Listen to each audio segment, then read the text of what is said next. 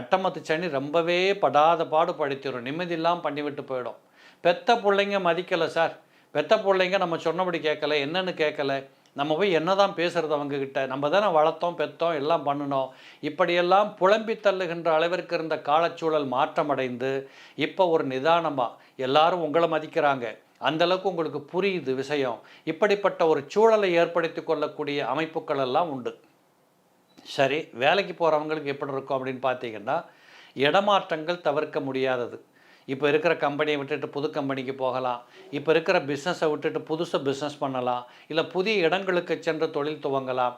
இல்லை யாரென்று தெரியாதவர்களோடு இணைந்து கொண்டு தொழில் துவங்கலாம். இப்படி நிறைய மாற்றங்களை இந்த சனி மாற்றம் ஏற்பட்ட பிற்பாடு 9ல் சனி, 12ஆம் இடத்துல குரு, 2ஆம் இடத்தில் கேது அமர்ந்திருக்கிறார், 8ஆம் இடத்திற்கு ராகு செல்லுகிறார். இந்த கிரக சஞ்சாரங்களை பொறுத்தளவு நீங்கள் உள்ள உறுதியோடு, மன உறுதியோடு, உடல் உறுதியோடு பாடுபடுவதற்கு தேவைப்படுகின்ற அத்தனையும் இந்த அமைப்புகளில் கூடி வருதுன்னு அர்த்தம்.